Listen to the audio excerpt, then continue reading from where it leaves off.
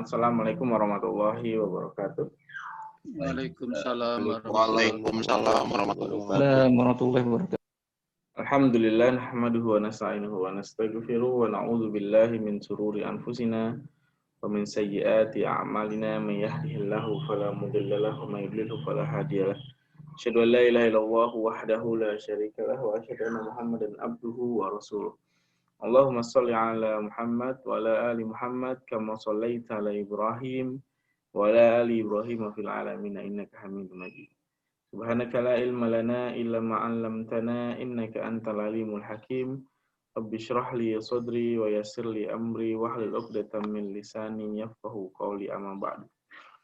Para peserta selamat pagi, para peserta kajian Ramadan fikih keluarga Sekolah Tinggi Ilmu Syariah Al-Manar.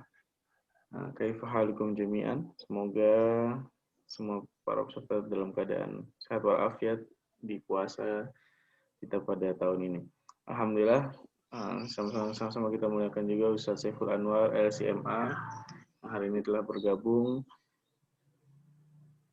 Terima kasih Ustaz Saiful sudah menyempatkan waktu untuk bergabung pada pagi hari ini. Oke, sebelum kita masuk ke materi pada pagi hari ini, perkenalkan saya untuk memperkenalkan pemateri kita pada pagi hari ini. Beliau adalah sekretaris Prodi, Sekretaris Program Studi Perkuningan Mazhab Sekolah Tinggi Ilmu Syariah Al-Manar Ustaz Saiful Anwar LCMA. Insyaallah beliau sedang sebentar lagi Ustaz ya. Sedang menulis disertasi. Semoga kita doakan semoga terus disertasi Ustaz Saiful cepat amin dan mendapatkan gelar doktor. Dia juga salah satu alumni dari Lembaga Ilmu Pengetahuan Islam Arab atau LIPIA Jakarta dan S2-nya di Universitas. Mempersingkat waktu, silakan Ustaz Saiful untuk mempresentasikan makalahnya materinya.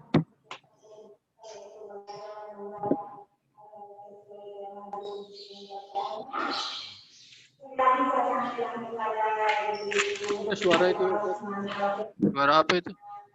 Ya, sebentar Pak. Lihat ya, insyaallah. Ya, alhamdulillah Ustaz. Bismillahirrahmanirrahim. Assalamualaikum warahmatullahi wabarakatuh. Waalaikumsalam. Alhamdulillahirabbil alamin. Wa bihi nasta'inu ala umuri dunya waddin. Wassalatu wassalamu ala nabiyyina Muhammadin wa ala alihi wa sahbihi ajma'in. Amma ba'du. Allahumma 'allimna ma yanfa'una wa zidna ilman. Yang saya hormati host kita Ustaz Rajasa LCSS yang telah membersamai kita, alhamdulillah. Mudah-mudahan Allah Subhanahu wa taala memberkahi hidupnya. Amin ya rabbal alamin. Amin. Kemudian yang saya hormati pula bapak-bapak, ibu-ibu beserta kajian fikih keluarga yang dirahmati oleh Allah Subhanahu wa taala. Pada hari ini kita akan membahas tema yang populer. Tema yang populer terkait dengan hak dan kewajiban suami istri.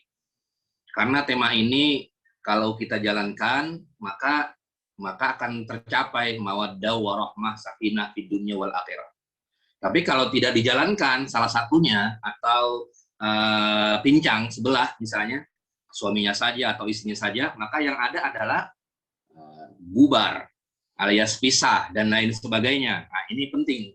Akhirnya hak dan kewajiban suami istri ini memang materi yang populer yang sama-sama kita berdiskusi terkait dengan materi hak dan kewajiban suami istri. Bapak-bapak, ibu-ibu, peserta kajian fikih keluarga yang dirahmati oleh Allah Subhanahu wa taala. Sebelum kita masuk kepada apa saja sih kewajiban dan hak-haknya suami dan istri, alangkah baiknya kita perlu mereview ulang terkait dengan pernikahan secara istilah. Artinya nikah itu apa sih sebenarnya? Jadi menikah itu adalah suatu ibadah. Jadi ibadah ini bukan yang lainnya. Ini adalah ibadah kepada Allah Subhanahu wa taala. An-nikahu sunnati, faman raghiba an sunnati falaysa minni. Kan seperti itu. Jadi kalau kita niatkan ibadah, maka tandanya, nah itu tadi, kita akan benar-benar ibadah sukses, berarti dunia akhirat pun akan sukses karena nikah itu adalah bagian daripada ibadah kepada Allah Subhanahu wa taala. Tapi kalau misalnya nikah tidak diniatkan ibadah, nah maka beda lagi nanti urusannya, yang ada adalah bubar di jalan dan lain sebagainya. Nah, oleh karena itu, nah tadi ini pengertian menikah yang pertama adalah suatu ibadah. Yang ibadah tersebut dihalalkan oleh Allah Subhanahu wa taala untuk mempersatukan dua insan. Yang tadinya haram menjadi halal. Ibadah yang tadinya haram ya karena bukan mahram, atau misalnya bisa karena perzinahan, atau bisa karena kholwat, berdua-duaan haram, maka bisa menjadi halal dengan sebab ibadah ini, yaitu menikah. Dan tujuannya adalah saling mencintai, kemudian menyayangi, agar terhindar dari maksiat. Nah, ini poin pentingnya tujuannya. Mencintai dan menyayangi agar terhindar dari maksiat atau dosa lainnya yang tidak disukai oleh Allah Subhanahu wa taala. Dosa apa? Perzinahan. Dosa apa? Dosa-dosa yang lainnya. Ini yang menjadi pokok pernikahan itu seperti apa? Pengertiannya, sekali lagi, ibadah yang dihalalkan oleh Allah Subhanahu wa taala dengan ibadah tersebut untuk mempersatukan dua insan yang saling mencintai, harus itu menyayangi agar terhindar dari maksiat ataupun dosa lainnya yang tidak disukai oleh Allah Subhanahu wa taala. Kemudian masuk ke tujuannya terlebih dahulu, tujuan menikah. Kenapa masuk ke pengertian dan tujuan? Agar nanti kita nyambung antara kewajiban dan hak ini. Jadi tujuan menikah itu yang pertama adalah untuk memperoleh kebahagiaan dan ketenangan hidup. Jadi bukan karena harta, bukan karena nikah dengan seseorang karena jabatannya, bukan karena nikah seseorang karena dia artis, karena dia terkenal, karena dia ustadz, karena dia kiai, anak kiai, dan lain sebagainya. Nah, ini harus diluruskan. Tujuan menikah itu adalah untuk memperoleh kebahagiaan. Linaili atau lil husuli bahasa Arabnya, lil husuli alal fawad atau lil husuli ala sa'adah. Ala sa'adah wal mutmainnah fid dunya wal akhirah. Untuk memperoleh kebahagiaan dan ketenangan hidup ya, dunia maupun akhirat. Itu tujuannya, bukan tujuan-tujuan dunia, bukan tujuan-tujuan untuk populer, bukan tujuan-tujuan yang lainnya. Nah, kemudian yang kedua, membina rasa cinta dan kasih sayang, mawaddah warahmah. Nah, itu agar apa? Nanti ada kesinambungan antara kewajiban dan hak. Sehingga ini poin pentingnya, kalau menikah tujuannya itu untuk membina rasa cinta dan kasih sayang, maka kewajiban dan hak nanti akan mudah sekali untuk dilaksanakan. Kemudian yang ketiga, untuk memenuhi kebutuhan seksual yang sah dan diridhoi oleh Allah Subhanahu wa taala. Nah, ini adalah untuk memenuhi kebutuhan seksual yang sah dan diridhoi oleh Allah Subhanahu wa taala, bukan dengan berzina, kumpul kebo dan lain sebagainya. Kemudian untuk melaksanakan perintah Allah, ini poin pentingnya. Melaksanakan perintah Allah dan mengikuti sunnah Rasulullah Shallallahu alaihi wasallam. Jadi, kalau tujuan kita sudah dibenarkan, tujuan ini sudah kita istilahnya benar-benar diterapkan di dalam kehidupan kita sehari-hari, kemudian diterapkan di keluarga kita, maka insya Allah kalau tujuannya seperti ini, maka hak dan kewajiban akan mudah dilaksanakan.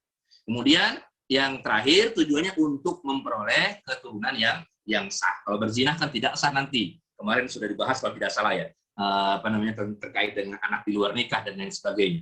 Jadi kenapa tujuannya menikah? Tujuan menikah untuk memperoleh keturunan yang sah. Gitu. Kemudian bapak-bapak, ibu-ibu, serta kajian fikih keluarga yang dirahmati oleh Allah Subhanahu wa taala di Salmanar. Kemudian kita akan sampai ke pengertiannya terlebih dahulu. Pengertiannya, apa pengertian hak dan apa pengertian kewajiban. Nah, ini kita ambil dari yang simpel-simpel aja ya, kewajiban, hak itu dari Kamus Bahasa Indonesia saja. Jadi hak itu adalah sesuatu yang didapatkan atau diterima seseorang jika telah melakukan serangkaian kegiatan.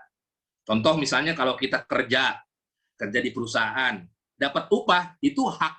Nah, kenapa? Karena kita sudah bekerja di sebuah perusahaan dengan akad tertentu, gajinya segini, kita udah kerja, maka hak kita adalah mendapatkan gaji tersebut. Nah, itu namanya hak. Jadi sesuatu yang didapatkan atau diterima seseorang jika telah melakukan serangkaian kegiatan. Kemudian kalau kewajiban, Berarti sesuatu yang harus dilaksanakan oleh seseorang sesuai dengan aturan yang berlaku. Jadi kalau kita misalnya bekerja di sebuah perusahaan, berarti kewajiban kita harus masuk jam 7 sampai dengan jam 4 misalnya dalam kontraknya. Dengan mengerjakan ini. Poinnya ini di bagian ini. Itu namanya kewajiban. Jadi kewajiban kita. Nah, sesuatu yang harus kita laksanakan oleh seseorang ini sesuai dengan aturan yang berlaku. Kalau hak, setelah kita kerja, dapat apa kita? Nah, itu adalah hak. Jadi ini pengertian hak dan kewajiban. Baik, kita lanjut. Nah, sekarang masuk ke hak dan kewajiban bersama. Nah, ini kita masuk bersama dulu. Jangan suami dulu, istri dulu, bersama-sama dulu nih.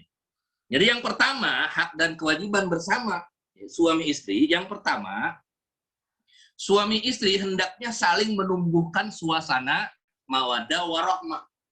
Nah, jadi di setiap kehidupannya dia harus saling menumbuhkan suasana mawaddah warahmah sebagaimana di dalam ayat Al-Qur'an yang sudah populer ya, dalam Ar-Rum, surat Ar-Rum ayat 21.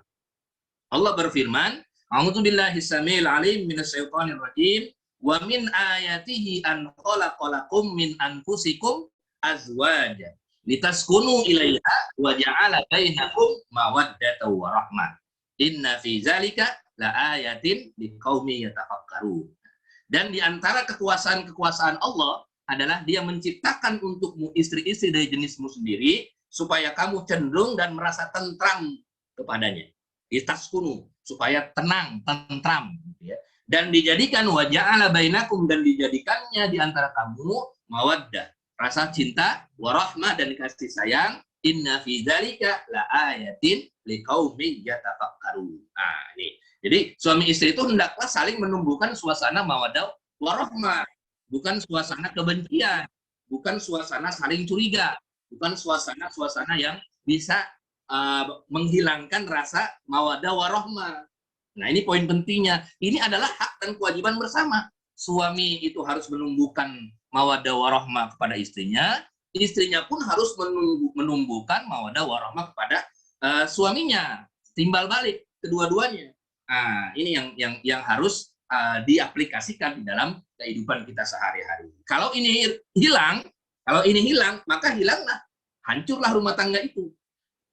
Kalau misalnya salah satu, baik itu pihak suami atau istri, tidak menumbuhkan rasa mawaddah warahmah, nanti bisa hilang.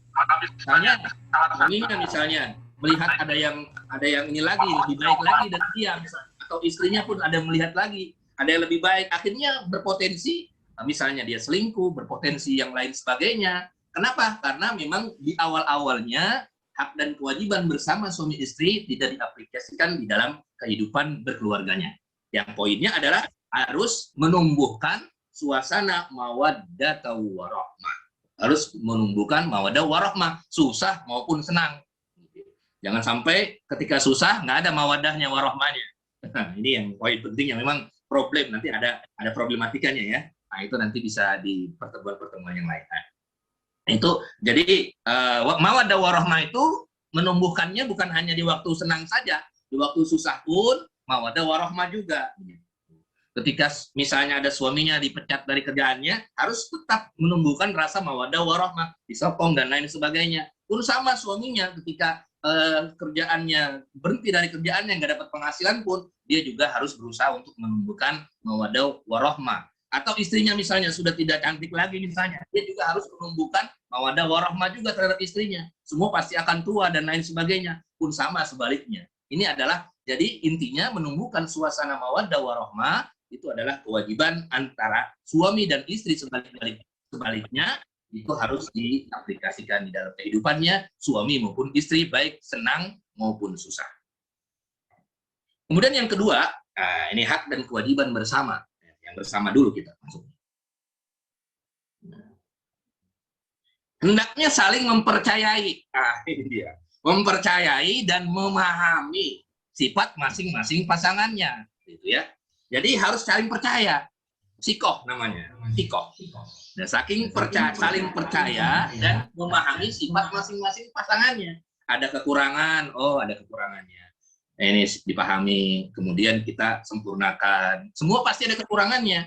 Innal insana, semua manusia itu bukan manusia yang nggak ada kekurangan, semua pasti ada kekurangannya. Fisiknya cantik tapi ada kekurangannya, akhlaknya nggak baik, begitu kan?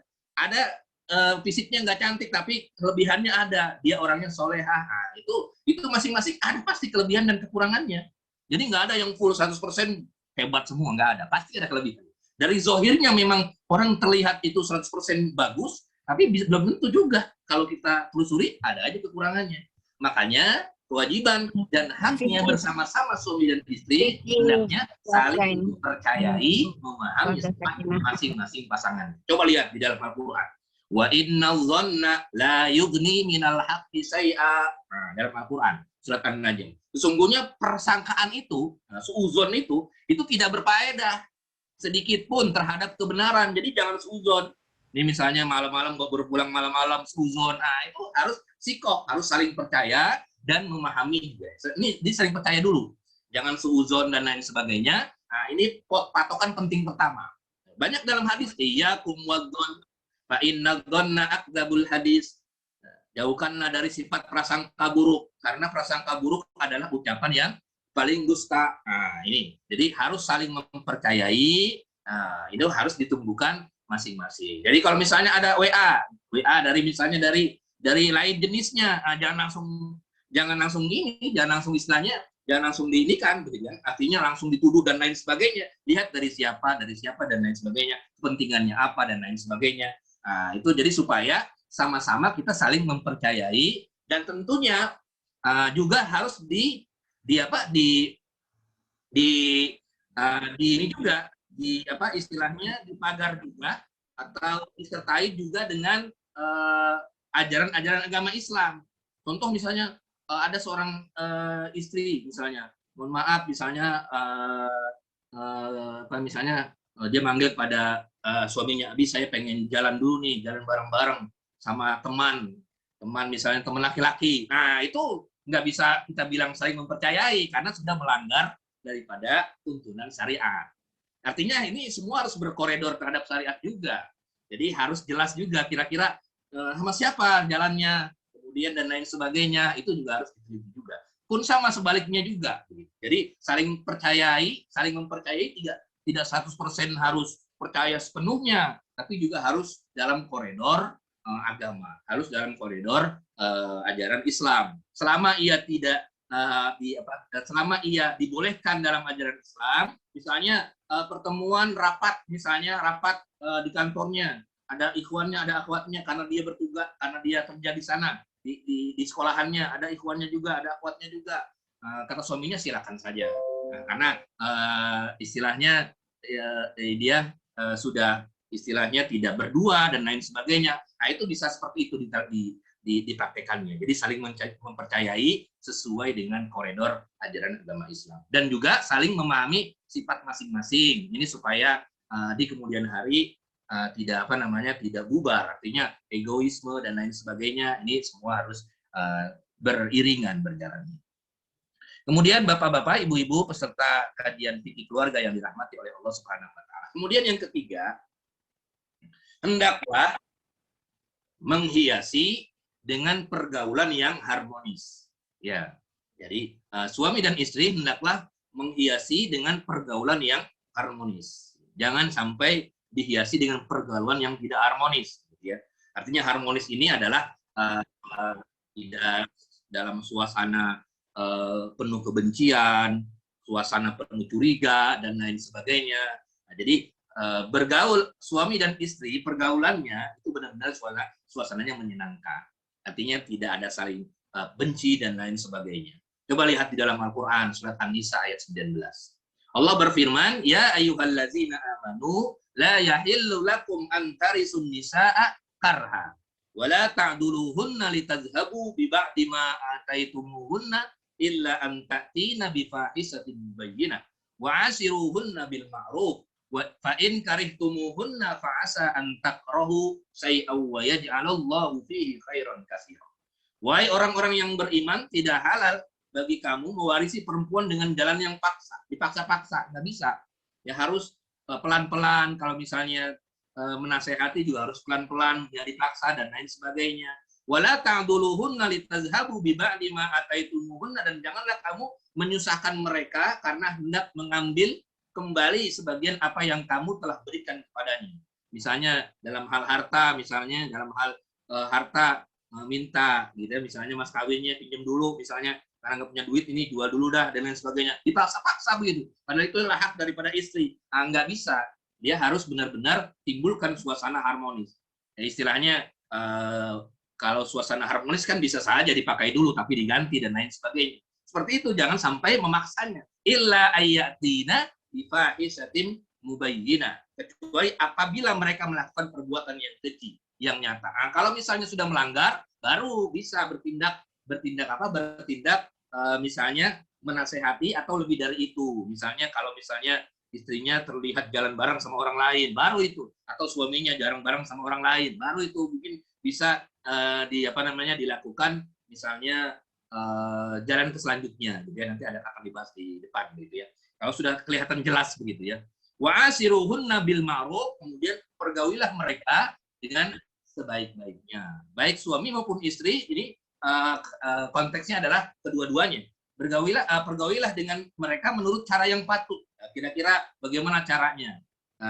Jika kamu tidak menyukai mereka, fa in karihtumuhunna fa asa an takrahu syai'aw wa yaj'alallahu fihi khairan katsira, maka bersabarlah. Ya kalau misalnya nggak tahu sifatnya, nggak suka dengan sifatnya, sabar dulu sambil nasihatin. Ya kan istilahnya nasihat itu nggak langsung dapat hidayah kan, bisa jadi lama-lama akan berubah. Misalnya kita nggak suka nih dengan istri, atau istri nggak suka dengan suami perilakunya, jangan langsung dirubah total 100% langsung hari itu langsung berubah, tidak, pelan-pelan. Kira-kira pelan-pelan bisa nggak, biar supaya terbangun harmonisasi dalam berkeluarga. Padahal wa yaj'alallahu fihi khairan katsira, padahal Allah Subhanahu wa taala menjadikan kebaikan yang banyak padanya. Jadi kalau misalnya bayangkan nanti akan ada fadilah-fadilah. Jadi kalau kita misalnya berbuat baik terhadap istri atau istri berbuat baik terhadap suami, itu akan timbul kebaikan-kebaikan yang banyak, khairan katsira. Luar biasa, nanti akan ada dalil-dalilnya. Kira-kira kalau istri itu berbuat baik pada suami, bagaimana pahalanya? Jannah pahalanya, surga. Suami pun sama, jannah juga, semua juga. Pendidiknya, jannah juga semua. Ini. Makanya kata Allah, Allah menjadikan kebaikan yang banyak padanya. Kalau memang suasananya harmonis, kemudian dihidupkan dengan cara yang islami, maka dengan itu, maka kebaikan-kebaikan, pahala-pahalanya akan terus mengalir. Bapak-bapak, ibu-ibu, kajian fikih keluarga yang dirahmati oleh Allah Subhanahu wa taala. Kemudian yang keempat, ini hak dan kewajiban bersama adalah hendaklah saling menasehati dalam hal kebaikan. Nah, ini enggak hanya suami saja yang menasehati, istri pun menasehati juga, karena saling menasehati. Wa tawasau bil haqqi wa tawasau bis sabri. Ini dalil umum semua. Semua orang itu harus bisa saling menasehati. Enggak ada manusia itu 100% sempurna. Pasti ada juga yang enggak sempurnanya. Misalnya istrinya dinasihati, suaminya pun dinasihati dan lain sebagainya. Makanya watawasau bil haqqi watawasau bis sabri, hendaklah saling menasihati dalam kebaikan. Nasihati misalnya jangan pulang malam mulu misalnya, atau nasihati misalnya begini. Nah, itu tentu menasihatinya juga dengan cara yang baik, bukan dengan cara yang buruk, sehingga bisa mengganggu keharmonisan dalam keluarga. Nah, kemudian kita masuk ke sikap suami terhadap istri. Yang pertama, suami hendaknya menyadari bahwa istri adalah suatu ujian, sebuah ujian dalam menjalankan agama, dan menjadi musuh bagi suami dalam mentaati Allah dan Rasul-Nya jika istri mengajak durhaka atau bermaksiat. Jadi memang ujian. Ada istri yang misalnya istrinya yang tidak solehah, atau sebaliknya suami yang tidak soleh. Ada, itu ujian semua. Dalam Al-Quran surat At-Taghabun, Allah berfirman, ya ayyuhallazina amanu inna min azwajikum wa auladikum aduwwan lakum fahzaruhum. Nah, hai orang-orang yang beriman, sesungguhnya pasangan-pasangan kamu, ini azwaj itu bisa pasangan, bisa suami, bisa istri. Pasangan-pasangan kamu, kemudian anak-anak kamu, itu bisa menjadi musuh bagi kamu. Maka hati-hati. Artinya bisa misalnya anak kita menjadi musuh dalam tanda kutip ya, perilakunya. Ada yang suaminya atau bapak ibunya soleh soleha, tapi anaknya nggak baik akhlaknya. Nah itu kan berarti harus diperbaiki. Nah, pelan-pelan. Ya, bisa jadi musuh. Musuhnya dalam arti bukan musuh hakiki, tapi musuh terhadap perilakunya supaya suami dan istri bisa memperbaikinya. Atau misalnya suaminya suaminya tidak soleh dia, istrinya soleha. Kayak di dalam Al-Quran kan Asia gitu ya, Asia di dalam Al-Quran, Firaun. Nah, itu kan suaminya tidak soleh, Asianya yang soleh, begitu soleha. Nah ini kan artinya bisa menjadi musuh. Oleh karena itu saling nasihati. Kalau dia tidak mau ya hidayah datangnya dari Allah. Ya jangan sampai misalnya suaminya misalnya tidak soleh, kemudian istrinya terus nasihati, doain dan lain sebagainya supaya suaminya menjadi yang soleh, yang baik. Pun sama, suami pun juga mendoakan istrinya agar istrinya menjadi yang solehah begitu. Terus kalau terus nggak bisa saya terus menerus begitu terus, ya hidayah. Hidayah datangnya dari Allah Subhanahu wa taala. Bisa hidayah datangnya melalui kita, melalui suami atau melalui istri, bisa melalui orang lain juga. Makanya ya terus menerus. Kita kan dai itu nggak terbatas waktu, terus menerus kita jadi dai. Kullukum kuntum khaira ummatin ukhrijat linnasi ta'muruna bil ma'ruf kan gitu.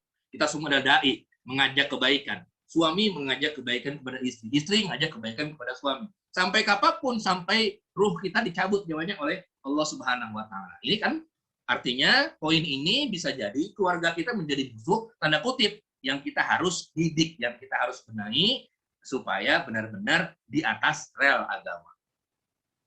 Kemudian yang selanjutnya, ya, suami itu hendaklah selalu berdoa kepada Allah Subhanahu wa taala ya, agar meminta atau mendoakan istri yang soleha. Berdoa, seling berdoa.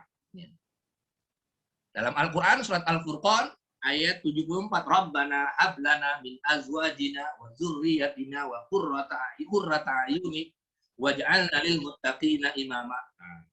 Ya Allah, anugerahkan kepada kami pasangan kami. Nah, pasangan bisa suami, bisa istri. Nah, keturunan kami sebagai penyenang hati kami, qurrata ayun, waj'alna, dan jadikanlah kami menjadi imam bagi orang-orang yang bertakwa. Saling mendoakan jadinya. Saling mendoakan. Suaminya mendoakan istrinya supaya soleha, istrinya mendoakan suaminya supaya soleh. Kemudian anaknya juga, suami istri mendoakan anaknya supaya soleh dan soleha. Semua saling mendoakan ini. Saling mendoakan sesuai dengan ayat Al-Quran, Al-Furqan ayat 74. Kemudian, sikap suami terhadap istri, jika istri berbuat nusus, ya, nusus itu artinya melanggar atau melanggar hak dan kewajiban. Nanti kita akan bahas hak dan kewajibannya. Maka dianjurkan melakukan tindakan, misalnya pertama memberi nasihat dulu, jangan langsung pisah-pisah dan lain sebagainya. Apalagi diumbar ke media dan lain sebagainya. Nasihati dulu. Ya mungkin manusia kan innal insana mal khata wan nisyan. Manusia itu kadang-kadang lali, kadang-kadang berbuat salah, kadang-kadang berbuat kelupaan dan lain sebagainya. Ya pelan-pelan, bisa jadi mungkin khilaf, imannya lagi turun, al imanu yazidu wa yanqus, iman kadang lagi turun, kadang lagi naik, mungkin lagi turun. Kalau lagi naik iya, kalau lagi turun. Nah, makanya dinasihatin terlebih dahulu. Nah, kemudian kalau nggak bisa juga dinasehatin, kalau memang sudah parah, baru mungkin pisah kamar. Ya, pisah kamar itu pisah kamar bukan pisah rumah sebenarnya, ajaran Islam pisah kamar. Nggak langsung pisah rumah, pisah kamar, artinya nggak tidur kamar. Wadribuhun. Nah, itu kan dalam Al-Quran. Kemudian memukul dengan pukulan yang tidak menyakitkan, gitu ya. Nanti kena KADART dalam undang-undang, ada undang-undangnya. Jadi memukul dengan pukulan yang tidak menyakitkan, begitu. Yang tidak menyakitkan. Ini kalau berbuat nusus atau berbuat tidak atau melanggar syariat misalnya. Nah, wanita-wanita yang kamu khawatirkan nususnya, maka nasihati mereka, pisahkanlah mereka di tempat tidur mereka, pukullah mereka, kemudian jika mereka mentaatimu, maka janganlah kamu mencari-cari jalan untuk menyusahkannya. Sesungguhnya Allah Maha Tinggi lagi Maha Besar. Nah, kemudian kita mulai masuk ke kewajiban seorang suami. Ya, kewajiban seorang suami. Berarti kewajiban seorang suami artinya ini adalah hak istri. Jadi kalau suami berkewajiban, nah berarti istri adalah haknya, gitu ya. Jadi begitu. Jadi kewajiban suami terhadap istri sama dengan hak istri terhadap suami. Kan tadi sudah dijelaskan definisi daripada kewajiban dan hak. Yang pertama, orang ini yang paling sempurna imannya ialah yang paling baik akhlaknya dan paling ramah terhadap istri dan keluarganya. Artinya kewajiban seorang suami terhadap istri adalah dia harus baik akhlaknya terhadap istrinya, ramah dan lain sebagainya. Baik, ramah, begitu. Apa dalilnya di dalam hadis Nabi Muhammad SAW, riwayat Tirmidzi dari Aisyah. Khairukum li ahli, wa ana khairukum li ahli. Sebaik-baiknya kalian adalah yang paling baik terhadap keluarganya dan aku yang paling baik terhadap keluarga. Jadi kalau kita berbuat baik terhadap keluarga, itu kan umum ya, berbuat baik umum. Bisa berbuat baik dengan kata-kata, dengan akhlak, bukan dengan kekerasan, dengan akhlak. Kemudian bisa berbuat baik, nah, pokoknya umum lah. Jadi kalau kita memiliki atau kalau kita berprinsip pertama nih, kewajiban suami pertama atau hak istri, nah ini harus benar-benar suami itu baik terhadap keluarganya. Baik itu kan tanda kutip banyak sekali definisinya baik. Baik itu dalam hal rohani, akhlak, baik dalam hal fisik, artinya nggak memukul begitu, menyayangi, baik kemudian dalam segi materi, ya artinya nggak pelit dan lain sebagainya, itu semua masuk semua. Baik itu umum, sangat umum sekali, harus di tanda kutipin semua garis besar. Jadi benar-benar suami itu harus berbuat baik kepada keluarganya. Ini merupakan kewajiban suami. Jangan sampai jahat kepada keluarga, ditinggalkan keluarganya, dikasih nafkah dan lain sebagainya. Ini berarti sudah melanggar haknya, hak istri, atau melanggar kewajiban suami begitu.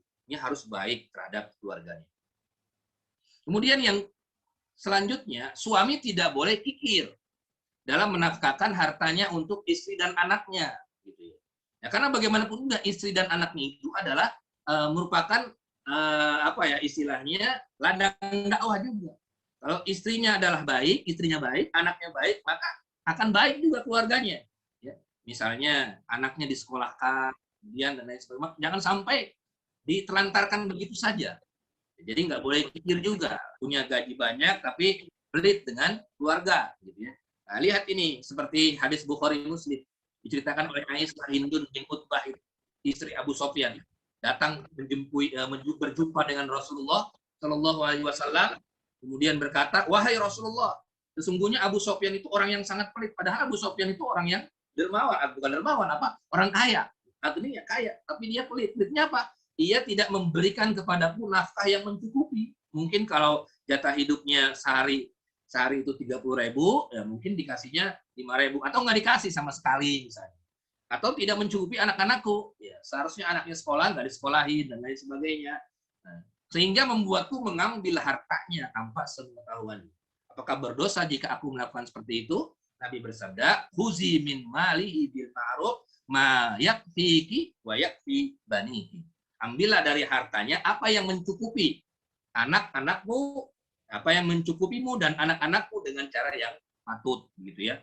Jadi ya, kalau misalnya jangan sampai ya berlebihan juga, jadi berlebihan juga. Nah, itu juga artinya sesuai dengan kebutuhan yang diinikan. Ya kalau bisa memang harus izin juga kalau bisa, supaya nanti kedepannya kan harus ada istilahnya masuknya kepada berbuat baik. Artinya kalau nggak izin nanti ketahuan suaminya bisa jadi ribut begitu kan. Lu tahu suami pelit misalnya. Nah, ribut akhirnya. Makanya ya saling komunikasi yang baik itu juga salah satu. Jadi nggak harus dipahami secara letterlek ini hadis. Udah kalau gitu suami saya gajinya gede, saya cuma dikasih 3 juta, ambil aja saya 2 jutanya. Ya ambillah 2 jutanya. Akhirnya suaminya marah-marah. Nah, akhirnya bukannya harmonis, malah tidak harmonis. Nah, kata istrinya, saya nih berdasarkan dalil ini, Aisyah, dari Imam Bukhari. Iya benar dalilnya, tapi cara mempraktekannya hadis ini juga nggak ini. Artinya harus benar-benar dipraktekkan sesuai dengan konteksnya. Artinya memang itu boleh, tapi jangan sampai dengan mengambil harta tersebut kemudian bisa mengakibatkan pisah juga, berpisah akhirnya. Kan ada juga yang seperti itu begitu. Nah itu juga Jadi jangan sampai ini dijadikan dalil supaya mengambil harta suami, akhirnya suaminya nggak senang, kemudian suaminya marah, dan akhirnya bubar juga. Nah, jadi benar-benar harus dikomunikasikan dengan baik juga. Nah, kemudian yang ketiga, suami wajib memberikan makan istrinya apa yang ia makan. Memberikannya pakaian, tidak memukul wajahnya, tidak menghinanya, dan tidak berpisah ranjang kecuali dalam rumah sendiri. Gitu ya. Nah, ini. Jadi suami wajib memberikan makan istrinya apa yang ia makan, memberikannya pakaian, tidak memukul wajahnya, tidak menghinanya, tidak berpisah ranjang kecuali dalam rumah sendiri. Ini kewajiban suami. Wa 'alal mauludi lahu rizquhunna wa kiswatuhunna bil ma'ruf. Dan kewajibannya memberikan makan dan pakaian kepada istri dengan cara yang baik. Berikan makan dengan cara yang baik, berikan pakaian dengan cara yang baik. Tempat tinggal pun sama, di dalam aturan yang lain juga ada. Waskinuhunna min haitsu sakantum. Harus dikasih tempat tinggal juga.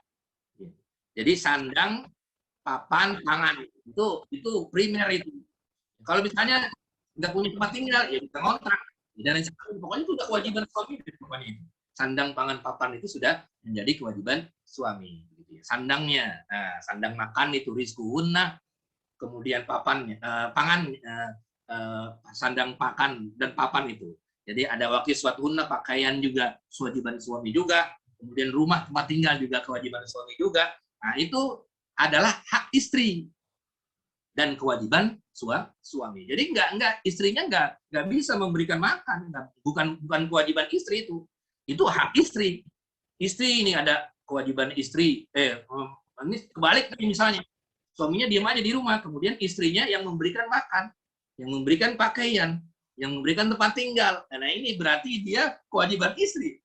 Nah, nggak salah itu. Itu adalah kewajiban suami dan itu adalah hak istri. Kalau istrinya mau memberikan pakaian, itu bukan kewajiban. Itu adalah kesunahan saja. Pahala, nanti istrinya dapat pahala. Tapi kalau suami merupakan kewajiban.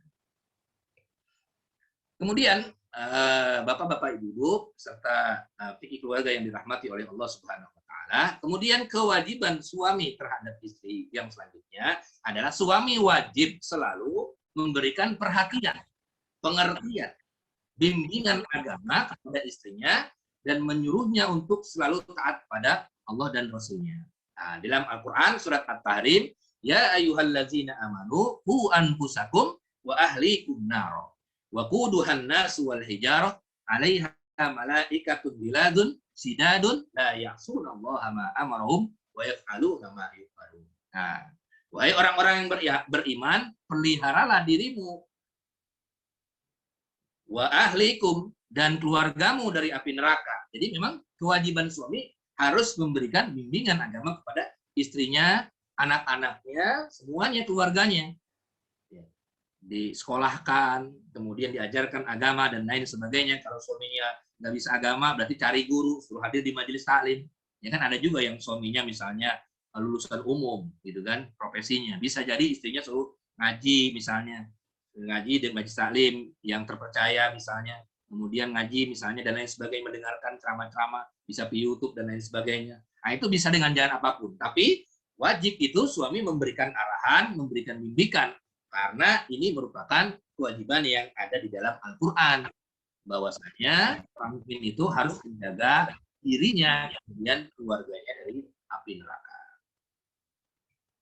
Kemudian, yang selanjutnya, suami wajib berlaku adil terhadap istri. Ya, jadi kalau misalnya suaminya punya lebih dari satu istri, itu harus berlaku adil. Atau suaminya punya satu istri pun harus adil dalam tanda kutip. Dia harus benar-benar adil dalam memberikan nafkah, memberikan pakaian dan lain sebagainya. Kalau misalnya dia punya lebih dari satu istri, dia harus adil juga. Man kanat lahu imro'atani famala ihdahuma jaa yaumul qiyamah wasikuhu ma'il. Barang siapa yang memiliki lebih dari satu istri, kemudian ia lebih condong pada salah satu keduanya, maka ia akan datang pada hari kiamat dalam keadaan pundaknya miring sebelah.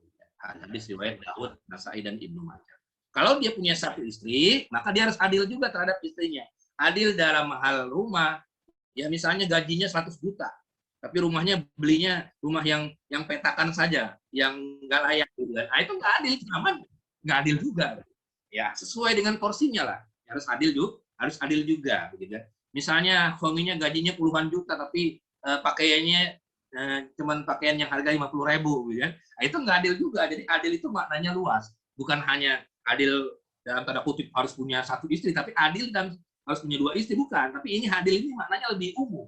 Satu istri pun kalau adil itu berarti adil dalam makna perspektif yang lain. Ya, memberikan pakaian harus adil, memberikan rumah harus adil, memberikan tempat tinggal harus adil. Anak pun juga nanti harus adil juga. Gitu ya. Anak pun punya 2, adil juga salah satunya. Jangan anak yang pertama yang dibiayain, yang kedua tidak dibiayain juga. Nah, punya anak 3, anak laki-laki, yang 2 anak cewek, akhirnya laki-laki yang diperhatiin, yang ceweknya enggak. Gitu. Nah, ini namanya nggak adil. Jadi bukan hanya terhadap istri, tapi keluarga pun semua harus adil juga. Harus adil. Agar apa? Agar tercipta suasana harmonis. Dan juga bisa bahagia dunia maupun akhirat. Kemudian yang keenam, ini kewajiban suami masih terhadap istri dan hak istri terhadap suaminya. Suami tidak boleh membuka aib istri kepada siapapun. Jangan diumbar-umbar, ngerumpi nggak boleh. Rasulullah Shallallahu Alaihi Wasallam bersabda, tidaklah seorang hamba menutupi aib seorang hamba yang lain di dunia, melainkan Allah akan menutupi aibnya di hari kiamat. Jadi kalau kita sering mengumbar aib seseorang, istri kita semua, diumbar-umbar aib di Facebook, di media, di WhatsApp dan lain sebagainya, diumbar-umbar, di status dan lain sebagainya, nanti akan diumbar juga di hari kiamat. Aibnya itu, nih di hari kiamat ini, diumbar juga oleh Allah Subhanahu. Tapi kalau ditutup aibnya, ditutup aib keluarga kita, ditutupin begitu, maka Allah akan menutupi kita nanti di hari kiamat. Kemudian hadis riwayat Muslim juga, Abi Sa'id Al-Khudri, sesungguhnya manusia yang paling jelek kedudukannya di hari kiamat adalah seorang yang laki-laki, suami yang bercampur dengan istrinya kemudian membeberkan rahasianya kepada orang-orang, gitu ya. Alhamdulillah itu. Nah, itu berhubungan ya suami istri kemudian kuplot, ya. Alhamdulillah itu yang paling buruk untuk kedudukannya di mata Rasulullah dan di mata Allah Subhanahu wa taala, gitu ya. Ya, seperti itu. Ini adalah kewajiban suami yang ke-6. Kemudian kewajiban suami yang ke-7. Ini banyak juga ya kewajiban suami ya. Ini saya ngumpulin dari banyak referensi, banyak ini supaya lengkap. Suami harus bertanggung jawab terhadap keluarganya dunia maupun akhirat. Ya bagaimanapun kita kan pernah dengar hadis kullukum ra'in wa kullukum mas'ulun an ra'iyati. Setiap kita itu punya tanggung jawab. Wa kullu ra'in wa kullu setiap pemimpin punya tanggung jawab terhadap rakyatnya. Suami punya bertanggung jawab terhadap keluarganya. Itu semua tanggung jawab. Ini kalau misalnya istrinya nanti masuk neraka, nanti istrinya protes nanti di hari kiamat. Saya nggak diiniin dari suami saya, repot nanti. Anaknya misalnya masuk neraka, misalnya saya nggak pernah dididik sama orang tua saya ditantangkan begitu saja dan lain sebagainya. Makanya ini dicapitnah ini. Makanya kewajibannya suami harus bertanggung jawab terhadap keluarganya dunia maupun akhirat. Dua-duanya ini dunia akhirat. Dunia juga akhirat juga harus bertanggung jawab ini suaminya. Punya anak harus benar-benar diarahkan sampai berhasil baik dunia maupun akhirat. Punya istri juga sama. Semua harus benar-benar kewajiban suami ini benar-benar harus bertanggung jawab terhadap istri, keluarganya, ya, istri anak-anaknya, keluarganya, dunia maupun akhirat. Karena tadi hadis riwayat Muslim tadi ya dari Abdullah bin Umar, semua ini perlu mas'ulin an ra'iyati. Setiap suami juga punya tanggung jawab terhadap keluarganya. Istri pun punya tanggung jawab terhadap anak-anaknya. Semua akhirnya punya tanggung jawab, jadi masing-masing punya tanggung jawab. Punya tanggung jawab. Nah, sekarang kewajiban istri terhadap suami. Kewajiban istri terhadap suami atau hak suami terhadap istri. Ya, hak suami terhadap istri. Yang pertama, istri wajib mentaati suaminya selama bukan maksiat kepada Allah Subhanahu wa taala. Wallazi nafsi Muhammadin biyadihi la tu'addil mar'atu haqqa rabbiha hatta tu'addi haqqa zawjiha walau sa'alaha nafsaha wa hiya 'ala qatabin lam ta'nahu. Demi Allah, jiwa Muhammad yang berada di tangannya, seorang wanita tidak akan bisa menunaikan hak Allah sebelum ia menunaikan hak suaminya. Andai kata suami meminta dirinya padahal ia sedang berada di punggung unta, di atas punggung unta, maka istri tetap tidak boleh menolak. Jadi memang taat pada istri wajib taat kepada suaminya selama bukan kemaksiatan. Tapi ingat, ini tidak bisa dijadikan justifikasi. Malah justru ini kadang-kadang dijadikan justifikasi, artinya semua suami itu harus ucapan suami harus ditaati dan lain sebagainya. Justifikasi tidak juga begitu. Artinya suami juga harus melihat keadaan istri juga. Jangan misalnya ini semua kayak pembantu, jadi kayak budak begitu. Mentang-mentang dengan hadis ini akhirnya seolah-olah ini istri budak. Padahal bukan begitu. Itu ya, dia bukan budak juga. Artinya sekemampuan istri juga. Sekemampuan istri. Jadi walaupun kewajiban istri mentaati suaminya, tapi istri itu bukan pembantu. Istri itu bukan karyawan kita yang kita suruh dari A sampai Z. Tapi istri itu adalah teman hidup kita dan lain sebagainya. Dan kaitannya nanti dengan yang lain. Dengan hubungan harmonis dan lain sebagainya. Jangan sampai egois. Akhirnya ini istrinya tidak taat, akhirnya cerai dia akhirnya. Gara-gara istrinya membantah suaminya. Ya harusnya dilihat dulu, jangan-jangan salah suaminya ini. Jangan salah suaminya. Kenapa istrinya minta cerai? Kan? Suaminya terlalu menguasai. Artinya menguasai selalu seolah-olah suami itu adalah bos begitu. Suami itu adalah pimpinan gitu, yang nyuruh A sampai Z dan lain sebagainya. Dengan dalih hadis ini. Nah, itu nanti akhirnya berbubar juga gitu kan. Jadi kaitan hadis ini harus dikaitkan juga dengan yang lainnya juga, menumbuhkan rasa harmonisasi dan lain sebagainya, dan juga menumbuhkan rasa pengertian juga kepada istri. Jadi ketika disodorkan hadis ini, istri pun harus paham. Jadi kalau misalnya jadi ketika ia melakukan perintah suami dengan ikhlas, jadi menjalankannya dengan ikhlas begitu ya. Menjalankan dengan ikhlas, dan itu adalah bernilai pahala. Gitu. Jangan sampai misalnya ketika seorang suami memerintahkan sesuatu kepada istrinya dan istrinya tidak ikhlas, kesel, ngedumel dan lain sebagainya. Nah ini nanti bisa kaitannya dengan harmonisasi yang lain. Gitu. Jadi memang ini juga hadis ini harus dilihat dari kontekstual juga. Artinya jangan dilihat dari sisi konteks tekstual saja. Pokoknya suami seperti bos, suami seperti raja, suami seperti seorang sayyid kepada budaknya, disuruh bagaimanapun juga. Itu yang tidak menurut saya perlu diluruskan.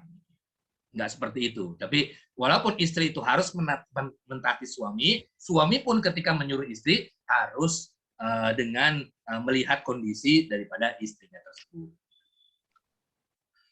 Nah, kemudian istri wajib izin suaminya, gitu ya. Selain amalan wajib, ya kalau wajib nggak perlu izin, itu udah kewajiban. Sholat, puasa Ramadan, nggak perlu izin itu. Kalau misalnya nggak boleh ya suaminya durhaka namanya, melanggar 10 menit lagi, Ustaz. Ya? 10 menit lagi, Ustaz. Baik. Sedikit lagi nih. La ta'ata fi maksiatillah.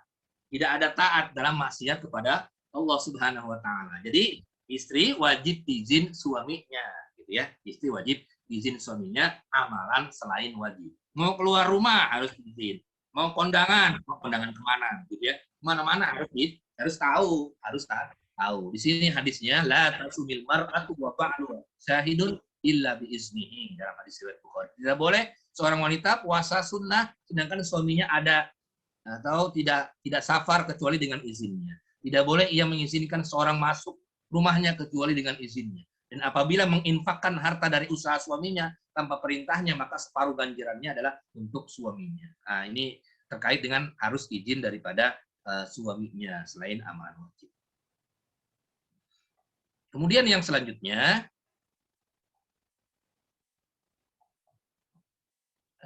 berakhlak baik terhadap suami dan jangan menyakitinya. Ini ya. Akhlaknya harus baik. Jadi istri itu harus berakhlak baik. Ya, manggilnya harus benar, ya. Harus bagus, baik, romantis dan lain sebagainya. Ini namanya berakhlak baik terhadap suami dan jangan menyakitinya. Nah, ini terkait dengan surat An-Nisa tadi, ya. Fa'izuhunna wahjuruhunna fil madaji wadribuhunna. Jadi intinya seorang istri berkewajiban untuk berakhlak baik terhadap suaminya. Jadi jangan berperangai buruk, marah-marah dan lain sebagainya. Itu akan mengakibatkan hilangnya keharmonisan dalam rumah tangga. Kemudian yang selanjutnya menjaga kehormatan dirinya. Dirinya dijaga kehormatannya. Kewajiban istri dalam keluarga adalah menjaga kehormatan dirinya. Dalam hal ini istri harus bisa menjaga harta suami dengan baik. Dan istri juga tidak boleh menemui tamu laki-laki saat suaminya tidak ada di rumah. Juga istri mampu menjaga kehormatan diri, maka Allah akan memberikan jaminan berupa kenikmatan surga baginya. Ini terkait dengan menjaga kehormatan. Kemudian juga yang keenam, bersyukur atas pemberian suami. Istri harus selalu bersyukur atas rezeki yang diberikan oleh suaminya. Banyak atau sedikit, istri harus menerimanya dengan ikhlas dan senang hati. Meski mengalami keadaan ekonomi yang sulit, para istri juga harus senantiasa mendukung suaminya. Hal itu akan menciptakan suasana yang keluarga yang bahagia dan diridhoi oleh Allah Subhanahu wa taala. Jadi bersyukur atas pemberian suami. Kemudian membahagiakan suami, ini juga kewajiban istri. Ada banyak cara yang bisa dilakukan istri untuk membahagiakan suami. Salah satunya adalah dengan menghias diri, dengan pakaian yang bersih, harum saat di rumah, berbuat baik terhadap keluarga suami dan lain sebagainya. Intinya adalah poinnya membahagiakan suami, itu merupakan kewajiban daripada istri. Nah, kemudian yang selanjutnya, suami tidak menjalankan hak dan kewajiban. Jadi kalau tidak memberikan nafkah, maka di sini ada hadis ya tadi, hadis Aisyah, boleh diambil sebagian hartanya. Kemudian ini ada undang-undangnya juga nih, suami tidak menjalankan hak dan kewajibannya.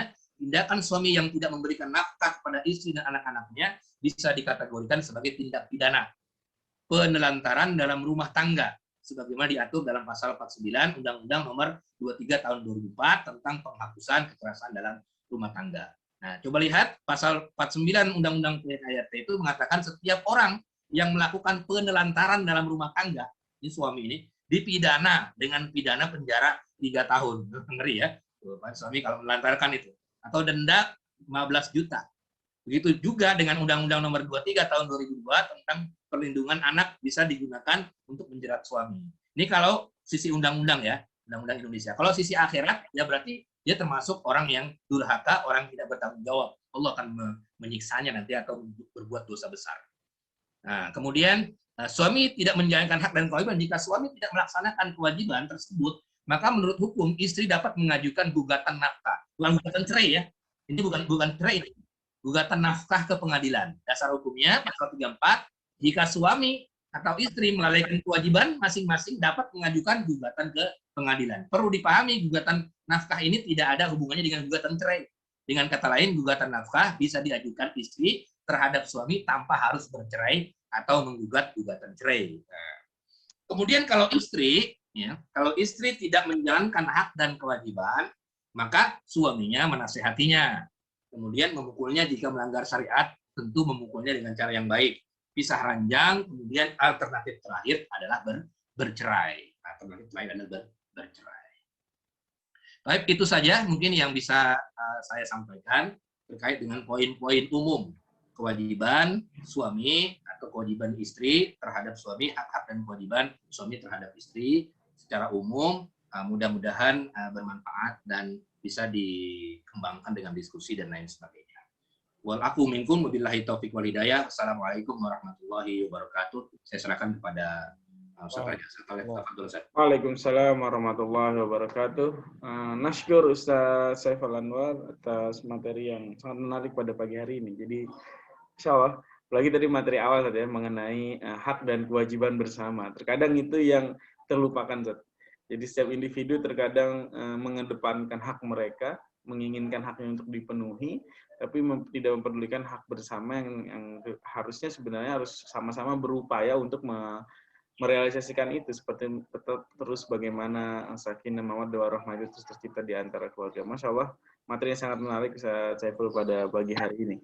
Nah, karena materi ini juga sangat sebenarnya kalau dalam kajian fikih keluarga ini Pak bisa menjadi beberapa jilid saja ya, karena banyak sekali yang harus dibahas. Memang karena waktunya agak terbatas.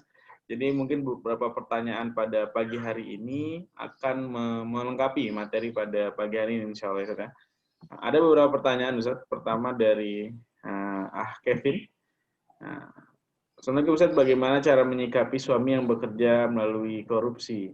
Maksudnya gini, mungkin bagaimana sikap seorang istri kalau tahu seandainya apa yang hasil atau nafkah dari suaminya ini, dia maisyahnya ada hal-hal yang haram, mungkin secara umumnya gitu, Ustadz.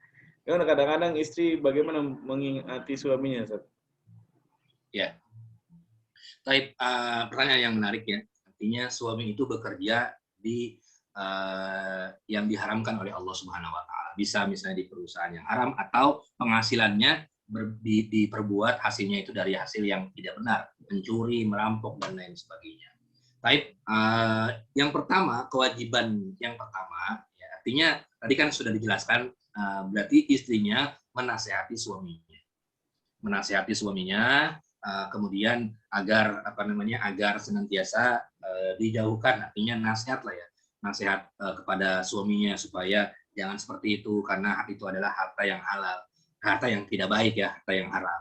Kemudian ya tahu sendiri suaminya memang ini yang harus kita perhatikan adalah suaminya pun harus benar-benar memperdalam agama. Jadi bukan hanya istri saja, semua harus memperdalam agama. Jadi kalau misalnya dapat harta yang haram, maka efeknya adalah terhadap anak-anaknya, keluarganya, mendarah daging dan lain sebagainya, dan juga termasuk efek dosa besar itu sendiri. Artinya seorang istri memang harus menasihati suaminya. Kalau tidak bisa dinasihati, misalnya, maka seorang istri itu tidak boleh menerima pemberian suami dari hasil yang haram. Artinya menurut saya itu adalah harta yang haram, tidak boleh dimakan. Artinya istri bisa, tolong suamiku Abi cari rezeki yang halal. Kalau misalnya apapun walaupun sedikit saya akan terima begitu. Artinya memang istri itu memang benar-benar tidak boleh menerima pemberian suami dari harta yang haram ya. Kecuali kalau istri tidak tahu itu harta haram. Nah, itu berarti tempatnya, posisinya adalah posisi ketidaktahuan. Tapi kalau tahu ini arti mencuri, maka kalau istri yang solehah itu dia harus tidak menerima, kemudian menasihati suaminya. Kemudian kalau suaminya nggak mau, ya udah, mendingan kamu begini-begini, ya sudah, berarti artinya memang harus diselesaikan bisa dengan perantara ya, dengan perantara itu bisa dengan keluarga masing-masing, kemudian juga bisa dengan orang yang dihormati, misalnya ustazahnya dan lain sebagainya untuk menasihati suaminya dan lain sebagainya. Kalau tidak juga bisa, artinya memang tidak juga bisa, maka bisa dilanjutkan ke kalau memang tidak bisa ya, alternatif terakhir memang dengan jalan talak. Tapi itu terakhir, kalau nggak bisa juga. Kalau memang suaminya nggak sadar-sadar juga. Karena bagaimanapun juga harta haram itu tidak boleh dimakan dan tidak boleh dikonsumsi. Kalau dia ya udah nggak apa-apa lah, ya sudah, berarti dia kena juga ya. Kena juga istrinya, artinya kena perbuatan dosa juga. Banyak juga yang seperti itu. Tapi kalau istri yang soleha harus menasihati suaminya seperti itu. Kemudian kalau nggak mau juga berarti harus ada mediasi. Kalau nggak mau juga ya alternatifnya adalah dengan cara jalan talak, dan itu menurut saya harus dilakukan ya. Artinya selama mungkin, sebaik mungkin jangan sampai ke jalan yang talak tadi. Mungkin bisa jadi suaminya susah kali nyari uangnya sehingga harus dengan cara yang tidak halal, bisa dibukakan kerja atau dan lain sebagainya. Solusinya banyak sebenarnya. Mungkin bisa jadi suaminya nggak kerja yang halal dapat sedikit dan lain sebagainya. Pokoknya itu semua kembali ke ajaran-ajaran agama intinya, penguatan terhadap ajaran agama. Makanya harus sering-sering hadiri kajian dan lain sebagainya. Wallahu a'lam bishawab. Baik, menarik Ustaz. Memang terkadang bicara masalah hak kewajiban itu ada nanti korelasinya ke bagaimana seorang istri harus qanaah ya Ustaz ya, menerima penghasilan suami. Makanya harus bersyukur tadi mungkin salah satu yang harus di Ustaz Saiful sampaikan juga. Karena terkadang ketika pertanyaan seperti ini, ada yang pernah diskusi juga saat dulu ke saya, ini Anda harus seperti ini karena permintaan istri saya tinggi nih Ustaz gitu loh. Jadi kadang-kadang suami itu melakukan hal itu karena apa? Karena memang permintaan istrinya nih agak tinggi Ustaz. Ada bukan kebutuhan sebenarnya Ustaz, tapi permintaannya untuk hal-hal konsumtif misalnya seperti itu. Akhirnya suami melakukan hal-hal yang tidak baik untuk memenuhi kebutuhan itu. Jadi pentingnya semua harus paham agama, semua harus saling tawasau bil haq wa tawasau bis sabr yang tadi juga Ustaz ya. Seperti itu.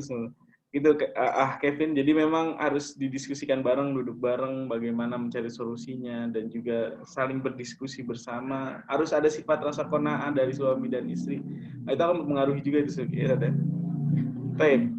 Kemudian pertanyaan selanjutnya masih dari Kevin, Ustaz. Bagaimana cara menyikapi suami yang suka menggoda perempuan lain? Wah, ini Kevin sebagai laki-laki apa sebagai perempuan nih? Nanyanya suami yang suka menggoda perempuan. Ya, baik. Bagaimana menyikapi seorang suami yang sering menggoda perempuan? Yang pertama, seorang suami itu ya saya bilang tadi ya, jadi memang pertama memang ketika di awal menikah itu memang harus mencari suami yang soleh atau istri yang soleha. Itu yang penting ya, agar benar-benar terhindar dari hal-hal yang seperti itu. Ya kalau sudah kadung, bahasanya kalau sudah berumah tangga, baru mulai hijrah bahasanya begitu ya. Nah, kemudian suami suka menggoda istri, menggoda perempuan lain atau sebaliknya, atau sekarang misalnya suami menggoda perempuan lain, bagaimana sikapnya? Ya sikapnya kalau dari sisi suaminya itu harus diperbaiki. Suaminya harus diperbaiki, itu bagian dari akhlak, muru'ah. Akhlaknya itu berarti tidak mempunyai akhlak, artinya tidak soleh, menggoda perempuan yang lain yang bukan muhrimnya. Kecuali kalau artinya bukan menggoda, tapi misalnya misalnya sesuatu yang dibolehkan lah dalam agama. Tapi kalau misalnya menggoda dan menjurus dan lain sebagainya, itu sama saja suami tersebut tidak memiliki akhlak yang baik. Bagaimana sikap seorang istri? Ya, sikap seorang istri kalau dia sudah tahu ya nasihati suaminya. Kemudian ya tadi sama seperti tadi solusinya, dinasihati kalau tidak mau juga. Kemudian adakan mediasi supaya ada yang menasihati suaminya begitu dan lain sebagainya. Baik itu dari pihak keluarga atau dari pihak yang dihormati, ustaz dan lain sebagainya, baru kemudian seperti itu. Tapi menurut saya jangan sampai menjurus kepada arah perpecahan atau puruk, artinya perceraian. Jadi intinya tetap watawasau bil haqqi, dia harus menasihati suaminya yang berakhlak tidak baik itu, dan poin pentingnya adalah harus menjadi soleh itu suaminya, soleh dan istrinya adalah soleha. Itu hal-hal yang tidak benarkan seperti itu, tidak dibenarkan. Makanya ajaran Islam itu harus diterapkan di dalam kehidupan kita sehari-hari. Kalau misalnya tidak diterapkan, artinya itu akan berakibat seperti itu. Intinya sih sebenarnya poinnya ajaran Islam. Jadi kalau kita sudah mengetahui poin-poin batasan ajaran Islam, pergaulan antara lawan jenis dan lain sebagainya, itu tidak akan sampai kepada seperti itu, begitu ya. Tidak akan sampai seperti itu. Baik, Masya Allah. Mungkin nanti ada satu sesi menarik di kajian fikih keluarga kita, yaitu mengenai menjaga keharmonisan rumah tangga. Wah, itu nanti ada materi menarik juga dari Ustadz Ali, seingat saya, Ustadz Ali Mahfud, Ketua Program Studi. Insya Allah beliau akan menyampaikan itu di pertemuan terakhir nanti, mengenai menjaga keharmonisan rumah tangga. Di situ nanti ada poin-poin atau treatment bagaimana kita menjaga, bagaimana agar rumah tangga selalu harmonis, dan lain-lain. Oke. Kemudian ada pertanyaan lagi dari Ibu Wahyu Hidayati. Pertanyaan pertama, Ustadz, apa yang harus dilakukan jika suami melakukan kekerasan fisik?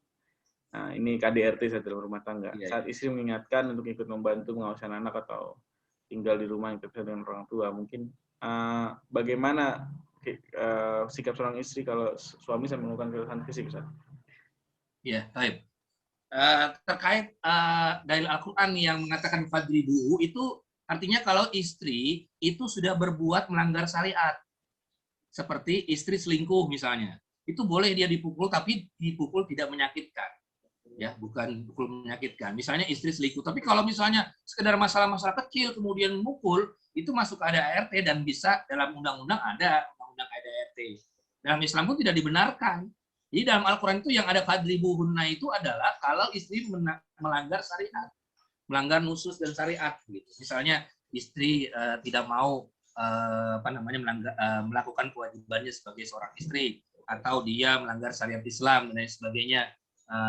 Nah itu bisa dipukul, tapi tadi dalam tafsirnya kalau kita buka tafsir itu dorban layyinan, dan bahkan di tafsir-tafsir kalau kita buka itu bukan kepala, tapi hanya badannya saja. Nah, itu juga bukan sebagai pukulan seperti adu.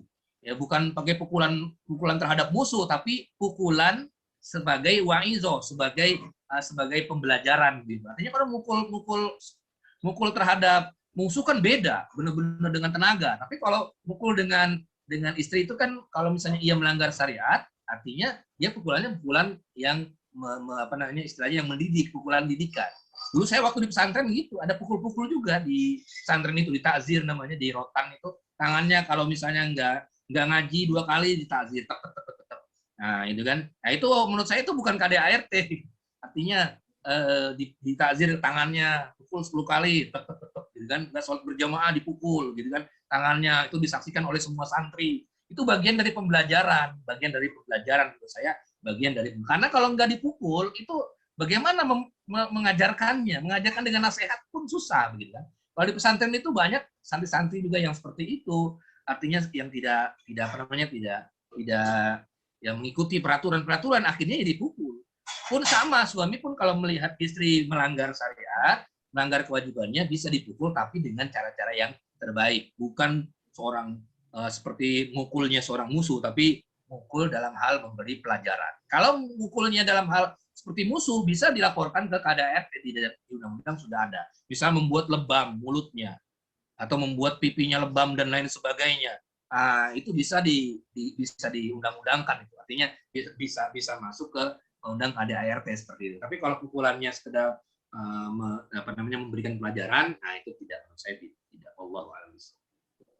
Baik, syukur Ustaz Saiful. Kemudian pertanyaan selanjutnya Ustaz, masih dari Bu Wahyu.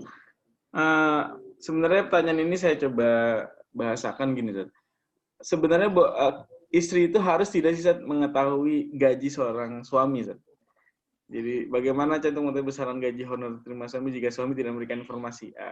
Kewajibannya itu apakah menafkahinya atau sekaligus memberitahu gaji dia? Gimana sebenarnya? Ya, terkait tersebut itu masuk ke dalam keharmonisan dalam rumah tangga, keterbukaan, saling percaya, dan lain sebagainya. Itu masuk ke kategori itu.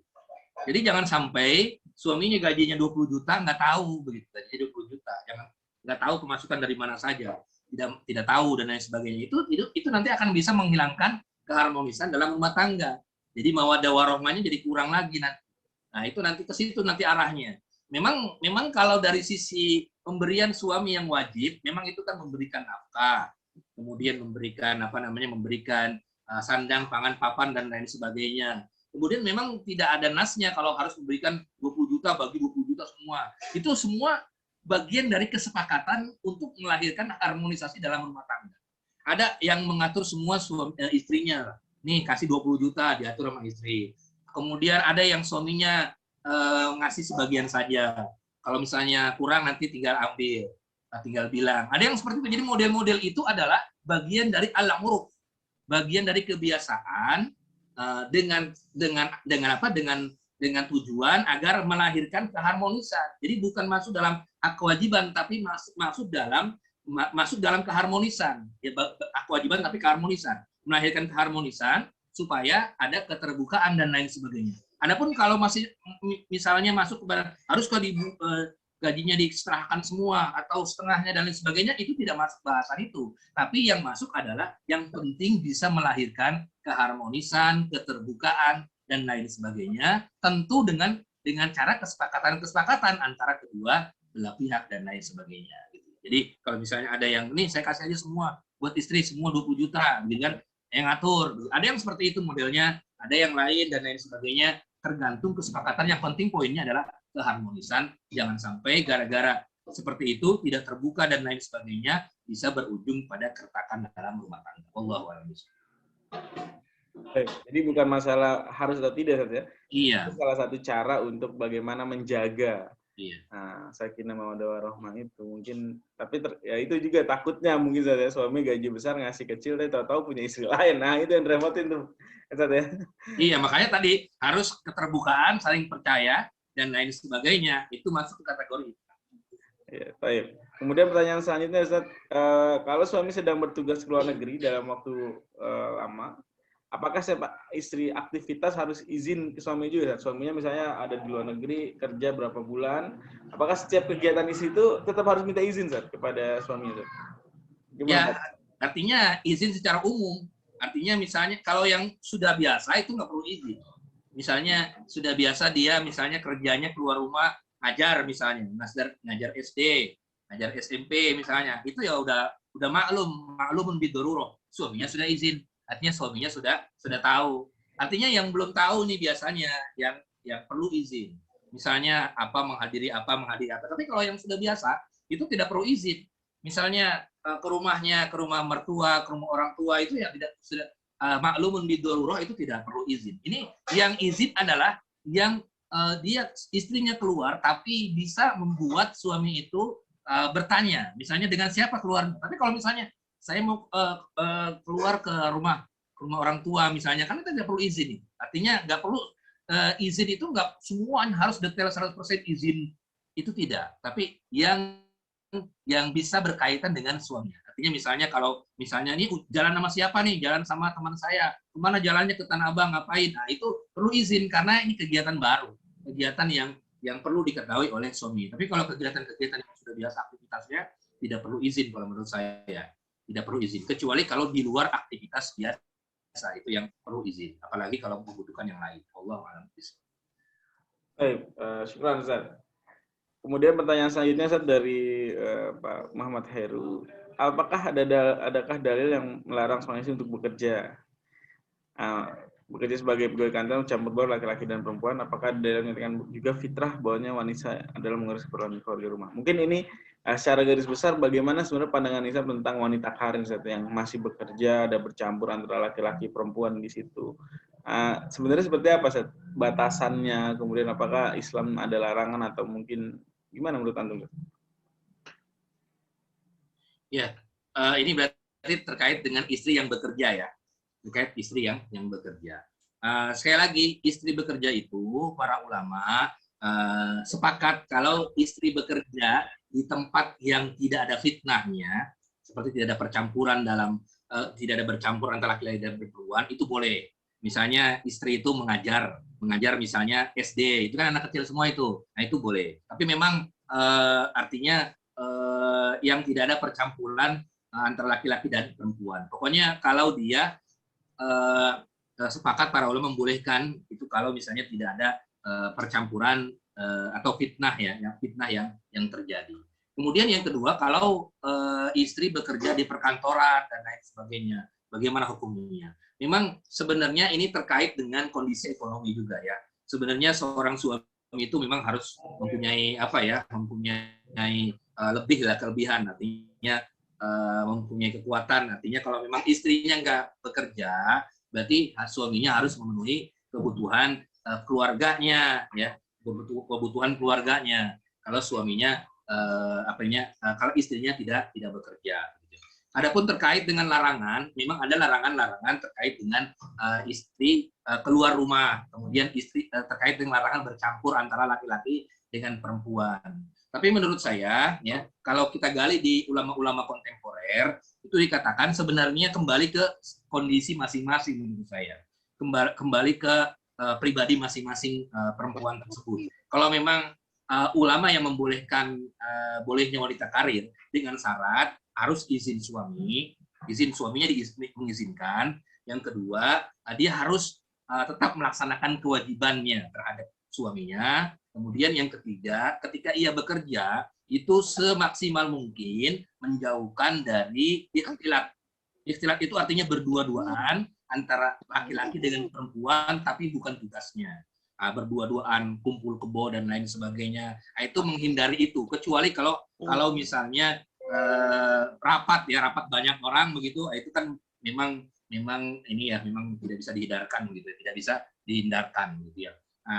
Jadi ada ulama yang mengatakan bahwasannya di antaranya Yusuf Qaradawi dan lain sebagainya gitu ya, boleh selama tadi bisa menjaga hatinya, kemudian suaminya mengizinkannya dan bisa melaksanakan kewajiban istri dengan sebaik-baiknya. Memang ada ulama yang mengharamkan secara total tidak boleh bekerja di tempat seperti itu. Ya berarti resikonya suami harus bisa memenuhi kewajiban suaminya, yaitu menafkahkan keluarganya dan lain sebagainya. Kalau saya pribadi, kalau seorang istri bekerja itu lebih baik di tempat yang tidak penuh dengan kholwat, ya, tidak penuh dengan apa namanya percampuran antara laki-laki dan perempuan. Kalaupun terpaksa bercampur dengan laki-laki dan perempuan, harus benar-benar dijaga hatinya. Karena banyak sekali perselingkuhan terjadi dimulai dari kantor atau dimulai dari tempat kerja.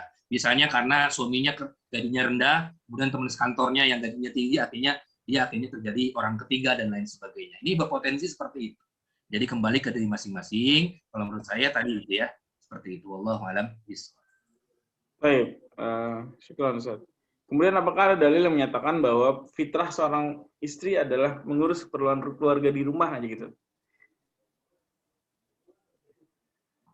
Ya, terkait dengan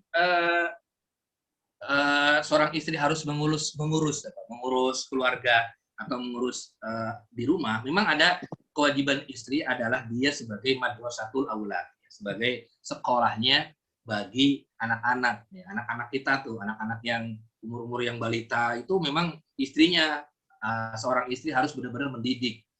Bukan seperti pembantu ya. Kalau pembantu kita bisa nyewa pembantu, tapi mendidik anak ini yang sebenarnya poin-poin penting. Madrasatul aulad ya, sebagai sekolah bagi anak-anak kita itu istri. Artinya suami pun sama, bekerja sama. Tapi memang poin pentingnya itu ibu memiliki poin penting dalam membina anak itu agar menjadi berhasil. Kalau misalnya ada anak yang kira-kira anaknya akhlaknya kurang baik, itu biasanya orang tuanya itu di rumahnya, ya menurut saya begitu ya, anak kecil itu yang baik-baik itu, yang soleh-soleh itu sudah hafal juz 30 dan lain sebagainya, biasanya itu ibunya itu di rumah, kemudian dia benar-benar fokus mendidik anaknya. Ya, kemudian adakah dalil terkait dengan itu? Memang ada dalilnya terkait seorang wanita yang harus dia di rumah untuk mendidik anaknya terkait tersebut begitu ya. Tapi tidak ada larangan juga untuk keluar rumah. Artinya itu tidak bisa dijadikan dalil, itu tidak bisa dijadikan wanita dilarang keluar rumah. Buktinya banyak sekali para sahabiah ya, para sahabat wanita yang keluar rumah. Di antaranya untuk menuntut ilmu. Bisa ada sahabat Nabi wanita yang nanya kepada Rasulullah, itu kan menuntut ilmu. Kemudian Aisyah juga ikut berperang dan lain sebagainya. Itu boleh keluar rumah dengan lil hajah, itu boleh. Lil hajah itu boleh begitu ya. Tapi bukan untuk bergaul dengan berkholwat, ya, ikhtilat dan lain sebagainya, itu yang tidak boleh. Tapi memang asalnya al-aslu memang perempuan itu memang di rumah, dengan catatan seorang suami bisa memenuhi kebutuhan daripada keluarganya. Kalau istrinya tidak di rumah, catatan pula dia harus bekerja di tempat-tempat yang menghindari fitnah yang terjadi sehingga bisa tetap harmonis keluarganya. Baik, syukur Ustaz. Kemudian pertanyaan dari Akhuna Isman, mungkin ini tadi sudah dijawab tentang bagaimana pukulan yang tidak menyakitkan yang tadi disebut Ustaz Saiful, pukulan yang sifatnya wa'idhan sebagai memperingati aja dan juga nggak boleh mukul muka dan lain-lain. Mungkin tadi sudah sempat dijawab. Karena masih ada pertanyaan lain, kita lanjut ke pertanyaan dari Bu Novita dari Bandung. Ustaz tadi dijelaskan bahwa harus saling menasehati dan mendoakan agar bisa berubah lebih baik antara suami dan istri. Tapi bagaimana apabila istri sudah mencoba menasehati, mendoakan, tapi suami masih saja sering berbuat yang tidak seharusnya? Apakah dosa istri merasa capek dan tidak mau lagi berusaha untuk memperbaiki? Dengan kata lain, istri merasa kesabarannya sudah habis. Nah, ini sampai mana derajat kesabaran yang harusnya dimiliki oleh seorang istri dan sebenarnya melihat sikap seorang suami misalnya gitu. Ya, terkait tersebut memang inilah istri-istri yang nanti masuk ke dalam golongan Asia itu ya. Artinya menghadapi suami-suami yang istilahnya durhaka kepada Allah, kepada Rasulnya dan lain sebagainya. Artinya memang kesabaran itu dibutuhkan sekali ya. Sering-sering berdoa kepada Allah Subhanahu wa taala, ya Allah semoga suami saya mau diberikan hidayah dan lain sebagainya. Kemudian sekali-kali ajak ya istilahnya menghadiri kajian. Kalau dia tidak mau ya kajiannya jangan kajian inilah, kajian bareng-bareng misalnya di rumah, misalnya nonton YouTube bareng, misalnya YouTube Ustadz bareng dan lain sebagainya. Dilihat siapa yang menasehati, kan mungkin siapa yang kira-kira dihormati oleh suaminya. Mungkin pintu hidayah terbuka. Tanya misalnya, kira-kira siapa Ustadz yang dihormati sama dia? Oh, saya Ustadz ini. Nah, kemudian disetelkan videonya, nonton bareng-bareng dan lain sebagainya. Sebenarnya banyak cara juga ya. banyak cara. Tapi kalau misalnya nggak berubah-berubah juga bagaimana? Ya memang cara satunya adalah dengan kesabaran dan lain sebagainya. Menurut saya terus-menerus berdoa kepada Allah Subhanahu wa taala sambil tadi ya dimediasi, kemudian nasihati terus-menerus dan lain sebagainya. Itu memang salah satu pahala dari seorang istri, yaitu berbuat baik kepada suami, itu salah satunya akan diganjar oleh Allah Subhanahu wa taala. Dan jangan sampai meninggalkan kewajiban. Artinya suaminya nggak malas, suaminya suaminya misalnya nggak benar, nggak taat, akhirnya nggak benar, tapi istrinya malah meninggalkan kewajiban. Nah, tidak, tetap dia harus menjalankan kewajibannya sebagai seorang istri agar nanti ya kelak dia akan mendapatkan posisi yang layak di mata Allah Subhanahu wa taala. Artinya dia harus diberikan kesabaran terus-menerus, kemudian terus-menerus menasihati, kemudian sambil berdoa kepada Allah Subhanahu wa taala agar dibukakan pintu hidayahnya. Kalau tidak bisa juga bisa dengan mediasi dan lain sebagainya. Kalau saya sih tidak menyarankan untuk kembali ke talak, itu saya tidak menyarankan. Mudah-mudahan bisa itu sampai mediasi sudah bisa kembali harmonis dalam rumah tangga, tidak sampai berpecah. Amin. Ustaz, masih ada 2 pertanyaan, kita selesaikan saja Ustaz, karena tadi juga mulai agak telat Ustaz ya. Dari Ibu Anti, ini mungkin ada studi kasus nih Ustaz. Jadi ada kasus seperti ini Ustaz. Jadi apakah sebaiknya bercerai? Ini kasusnya seperti ini Ustaz. Jadi pasangan suami istri sudah tidak ada cinta, ayah tidak memberikan nafkah lahir dan batin kepada seluruh anggota keluarga, karena sudah pisah rumah Ustaz. Suami tinggal sendiri, istri bersama anak-anak dan keluarga besar istri. Jadi sudah beda rumah. Nah, siapa yang akan bertanggung jawab bila akhirnya cerai? Karena suami tidak bisa mampu menafkahi anak-anak dan istrinya. Karena istri juga tidak bekerja. Gimana Ustaz solusinya sebenarnya Ustaz kalau ada permasalahan seperti ini gitu Ustaz? Ya, menarik ini ya, artinya banyak sekali nih permasalahan yang apalagi di tengah COVID-19 begini ya, banyak juga yang istilahnya dari sisi ekonomi juga banyak yang menurun dan lain sebagainya, dan kasus perceraian pun juga bertambah dan lain sebagainya. Sekali lagi memang bercerai itu adalah solusi yang terakhir, solusi bahkan perbuatan yang halal tapi dibenci oleh Allah Subhanahu wa taala ada talak, artinya bercerai gitu. Memang dihalalkan tapi dibenci. Itu alternatif yang sangat-sangat terakhir gitu. Artinya memang ya kalau memang tidak ada kan kalau misalnya masih tetap ya seorang istri misalnya nggak mau bercerai, berarti kan tetap dia harus bisa menahan perasaannya, nggak diapain. Misalnya boleh nggak bercerai ya boleh saja, nggak minta cerai gitu, boleh aja. Misalnya istrinya berarti masih bisa tahan terhadap suaminya, misalnya nggak menafkahi lagi dan lain sebagainya. Kemudian anaknya udah dibawa sama istrinya, kemudian istrinya nggak minta cerai, boleh aja. Cuman siapkah dia terus-menerus tanpa status? Artinya dalam arti suaminya tidak memberikan kewajiban yang layak kepada kepada istrinya begitu. Nah, itu tergantung dari kondisi istrinya, kira-kira siap nggak seperti itu begitu. Jangan sampai nanti ketika siap artinya nggak mau minta cerai, tapi akhirnya dia nanti berbuat yang tidak. Misalnya dia melihat ada pria yang lain yang lebih oke, akhirnya dia SMS-an dengan pria lain. Mendingan bercerai kalau begitu, biar jelas statusnya begitu kan. Artinya kalau memang dia kuat istrinya untuk bercerai, artinya untuk tidak bercerai ya silakan saja. Tapi tetap ya dia masih status istri, itu nggak boleh dia bergaul dengan wanita laki-laki lain dan lain sebagainya. Tapi kalau sudah bercerai kan dia bisa. Artinya kalau ada suami lagi begitu ya, ada orang lain laki lain yang bersedia untuk untuk ya tadi ya menyambung lagi ya silakan saja begitu. Artinya ini pilihan adalah kembali kepada perempuan tersebut begitu ya. Tapi sekali lagi memang banyak sekali permasalahan yang ada di sekarang ini. Baik. Syukur Ustaz. Jadi memang ya setiap kasus setiap orang berbeda-beda cara menyikapinya. Jadi harus benar-benar diskusiin, bisa ngobrol sama orang ya Ustaz ya. Biar lebih jelas seperti apa, sampai mana batasannya, sebenarnya sampai mana nih 3 tahun jawabnya seperti apa. Karena kalau dia tidak bercerai, berarti kan dia terus-menerus menahan perasaannya dan lain sebagainya, nggak dinafkahi oleh suami dan lain sebagainya. Nah, kira-kira gimana itu? Nah, kalau dia bercerai pun, nanti posisinya bagaimana juga? Itu memang pertimbangan yang perlu dimatangkan. Baik, insyaallah. Pertanyaan terakhir Ustaz dari Pak Mulyadi. Assalamualaikum Ustaz, jika seorang istri bekerja dan penghasilannya mencukupi untuk kebutuhan rumah tangga, sementara suami tidak sepenuhnya penghasilannya untuk keperluan rumah tangga. Jadi suami masih bagi untuk keperluan keluarga suami dan kerabatnya. Nah, ini apakah berdosa? Maksudnya kadang-kadang memang dilema wanita kalian kan suaminya merasa istrinya bisa memenuhi kebutuhan rumah tangganya. Nah, sedangkan dia gajinya itu masih harus dibagi untuk keluarga suaminya dan kerabatnya. Bagaimana saya menyikapi masalah seperti ini, Ustaz? Iya, ya memang ini banyak sekali problemnya ya. Artinya istrinya lebih besar gajinya, suaminya sangat kecil, kemudian harus dibagi-bagi pula lagi ya. Nah, kemudian yang bayar kontrakan istrinya juga dan sebagainya. Gitu ya. Tapi tadi kalau seorang suami itu memahami bahwasanya kewajiban suami itu, dia yang paling penting itu adalah menafkahkan istrinya. Nafkah itu nggak harus besar, yang penting dia bisa mengenyangkan perutnya. Kemudian yang kedua, dia dikasih tempat tinggal, mau ngontrak mau apa, yang penting tempat tinggal yang layak.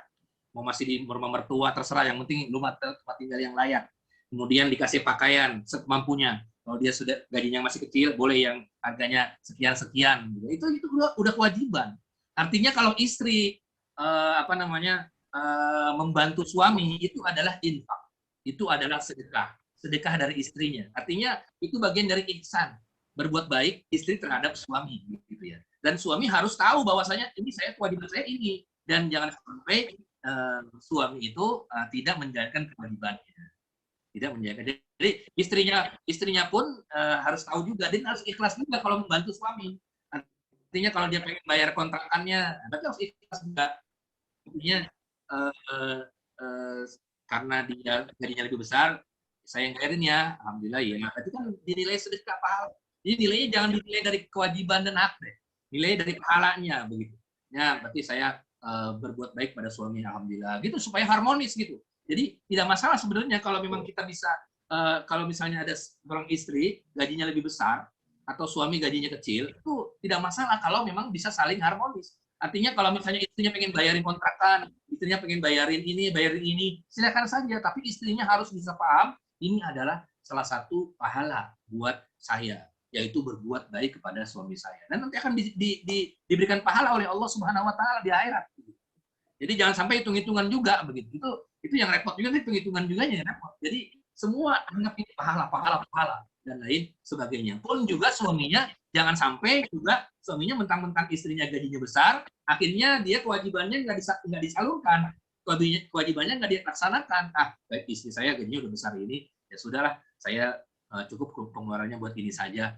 Itu yang nggak boleh. Artinya suami itu benar-benar harus bertanggung jawab terhadap kewajiban yang sudah diketahui tersebut.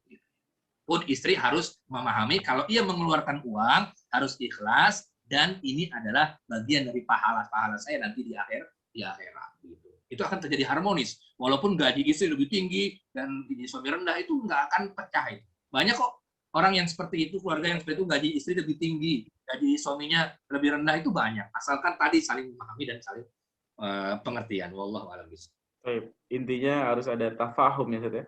Saling memahami, saling memaklumi, saling merasa ketika istri memberikan kepada suami itu merasa ini sebagai infak, sebagai sunnah, sebagai mungkin jangan merasa lebih tinggi dari suami. Itu yang terkadang yang ada yang repot itu seperti itu ya. Kadang-kadang kalau dia merasa lebih tinggi, merasa tidak menghargai suaminya lagi, ya itu yang terkadang menjadi problemnya di masyarakat. Mungkin itu kedua suami istri harus saling duduk bareng, dan alangkah indahnya mungkin kalau bagi suami istri yang baru ikut kajian seperti ini saja, jadi semua tahu hak kewajibannya bersama, semua tahu bagaimana cara untuk mengharmoniskan rumah tangga. Dan juga mungkin bagi bapak ibu yang hari ini yang punya anak perempuan, ya bisa nanti rekaman ini bisa didengarkan kembali kepada anak-anak yang ingin menikah, mungkin atau saudara atau teman-teman yang menikah. Insya Allah ini akan kita upload di channel YouTube Stis Almanar. Ustaz, alhamdulillah sudah pukul 9.40, Ustaz, kita lebih 10 menit.